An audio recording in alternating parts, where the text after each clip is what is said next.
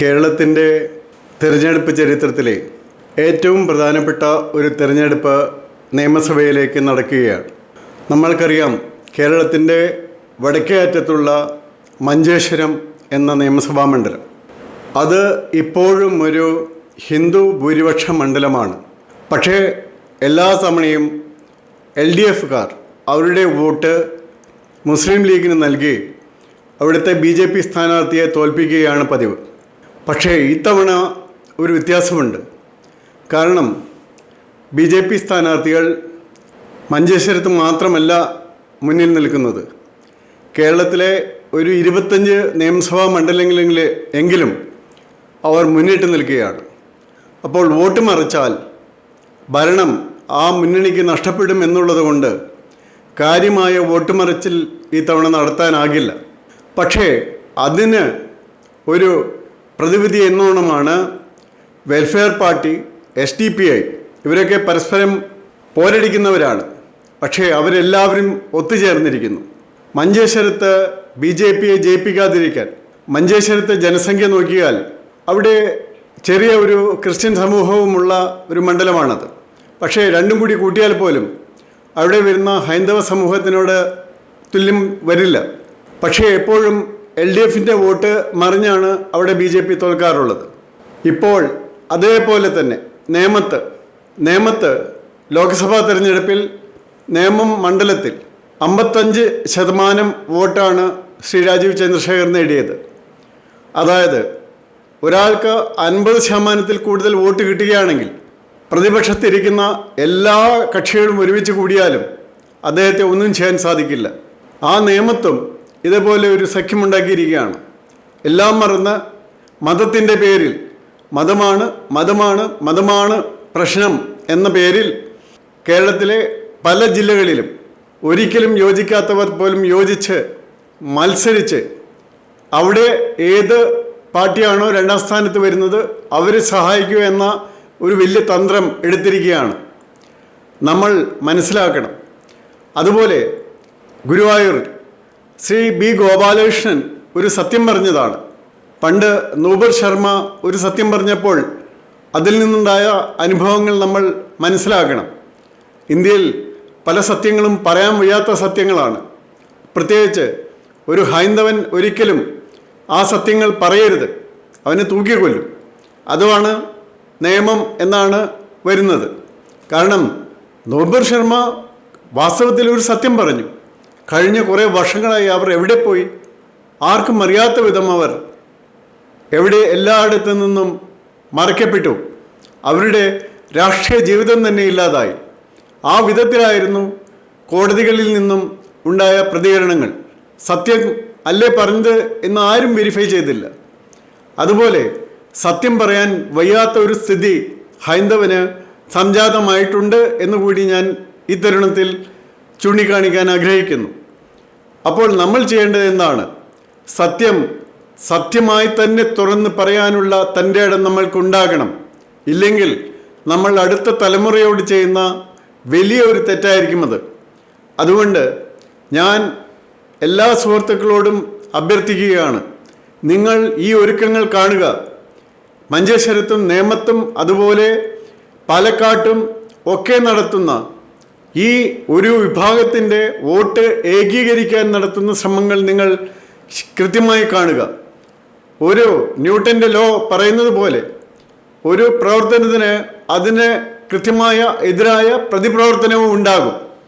അത് to every action there is an equal and opposite reaction എന്ന് പറയുന്നത് പോലെ തന്നെ നമ്മൾ ഇപ്പോൾ അതേ ഏകീകരണം ഉണ്ടാക്കുന്നില്ലെങ്കിൽ അതിന് ഭാവി തലമുറ വലിയ വില കൊടുക്കേണ്ടി വരും. ഈ തെരഞ്ഞെടുപ്പിൽ BJPക്ക് 20-ലധികം സീറ്റുകൾ നേടാൻ സാധിക്കുന്നതാണ്. അത് നേടിയെടുക്കണമെങ്കിൽ നമ്മൾ നമ്മുടെ ഭാവി തലമുറയെ ഓർത്ത് വോട്ട് ചെയ്യാൻ ചെല്ലുകയും വോട്ട് ചെയ്യുകയും ചെയ്യേണ്ടിയിരിക്കുന്ന സമയമാണ്. അതുകൊണ്ട് മഞ്ചേശ്വരത്ത് എല്ലാ എൻ്റെ സുഹൃത്തുക്കളും സഹോദരന്മാരും എല്ലാവരും വോട്ട് ചെയ്യണം, നിർഭയമായി വോട്ട് ചെയ്യണം. അവിടെ BJP സ്ഥാനാർത്ഥി ഈ തവണ വിജയിക്കുക തന്നെ ചെയ്യണം. അതുപോലെ പാലക്കാട്ടും നേമത്തും വട്ടിയൂർക്കാവിലും അങ്ങനെയുള്ള നിരവധി മണ്ഡലങ്ങളിൽ. ഇപ്പോൾ തിരുവനന്തപുരം ജില്ലയിൽ തന്നെ കാട്ടാക്കട, കഴക്കൂട്ടം, അതുപോലെ ആറ്റിങ്ങൽ, അതുപോലെ തിരുവനന്തപുരം സെൻട്രൽ, അതുപോലെ നെയ്യാറ്റിൻകര, ഇതുപോലെയുള്ള മണ്ഡലങ്ങളിലൊക്കെയും ഒരുമിച്ച് വോട്ട് ചെയ്യാൻ ഞങ്ങൾക്കുമാകുമെന്ന് തെളിയിക്കേണ്ട സന്ദർഭമാണ്. ഇതുപോലെ നിരവധി മറ്റ് മണ്ഡലങ്ങളുണ്ട്. ആ മണ്ഡലങ്ങളിലെല്ലാം ഒരുമിച്ച് വോട്ട് ചെയ്യാനായി നിങ്ങൾ സന്നദ്ധരാകുന്നില്ല എങ്കിൽ നിങ്ങളുടെ ഭാവി തലമുറ നിങ്ങൾക്ക് മാപ്പ് നൽകില്ല. അതുകൊണ്ട് ഒരുമിച്ച് വോട്ട് ചെയ്യുക, വോട്ട് ചെയ്യാതിരിക്കരുത്, വോട്ട് പാഴാക്കരുത്. ഈ മതേതരത്വം എന്നാൽ അത് ഹൈന്ദവന് മാത്രമുള്ളതല്ല.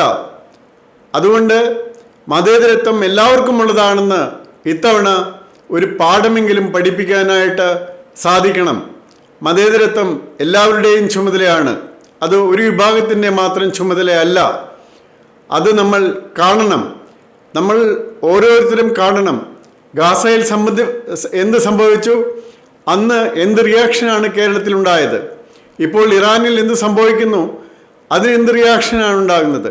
പക്ഷേ പഹൽഗാമിൽ സംഭവിച്ചപ്പോൾ ആ റിയാക്ഷൻ നമ്മൾ കണ്ടില്ല. അത് മതിയോ കേരളത്തിന്? ഇന്നിപ്പോൾ പഹൽഗാമിൽ വെടിയേറ്റ് മരിച്ച ശ്രീ രാമചന്ദ്രൻ്റെ ഒരു ചിത്രം പോലും ഇടാനൊരു സ്ഥാനാർത്ഥിയെ സൈബർ ആക്രമണം കൊണ്ട് നശിപ്പിക്കാൻ ശ്രമിക്കുന്നവരുണ്ട്. അങ്ങനെ സംഭവിക്കാമോ? അപ്പോൾ പഹൽഗാമിൽ ആക്രമണം നടത്തിയവരെ സപ്പോർട്ട് ചെയ്യുന്നവരില്ലേ? ഓപ്പറേഷൻ സിന്ദൂരിനെതിരെ ശബ്ദിക്കുന്നവരില്ലേ? അപ്പോൾ അതുകൊണ്ട് നമ്മൾ പൂർണ്ണമായി ചിന്തിക്കുക, ഇത് മാറ്റങ്ങളുടെ ഒരു തിരഞ്ഞെടുപ്പാണ്. ആ മാറ്റങ്ങളുടെ തിരഞ്ഞെടുപ്പിന് നാന്ദി കുറിക്കേണ്ടത് നമ്മളെല്ലാവരുമാണ്. വളർന്നു വരുന്ന തലമുറയും ഇനി വരാൻ പോകുന്ന തലമുറയും നമ്മളെ പഴിചാരാതിരിക്കണമെങ്കിൽ, അവർക്ക് സ്വസ്ഥമായി ഈ സമൂഹത്തിൽ ജീവിക്കണമെങ്കിൽ ഇതേപോലെ സംഘടന കൊണ്ട് ശക്തരാകുക എന്ന് ശ്രീനാരായണ ഗുരുദേവൻ പറഞ്ഞതുപോലെ, ഐകമത്യം മഹാബലം എന്ന് പറയുന്നത് പോലെ നമ്മൾ ഐകമത്യത്തോടുകൂടി നമ്മളും വോട്ട് ചെയ്യുക. അതോടെ നിൽക്കും ബാക്കി എല്ലാ മതതീവ്ര ശക്തികളുടെയും പ്രവർത്തനം. അത് മാത്രമാണ് മതതീവ്രവാദത്തിനെതിരായുള്ള മറുമരുന്ന് എന്ന് നമ്മൾ മനസ്സിലാക്കുക.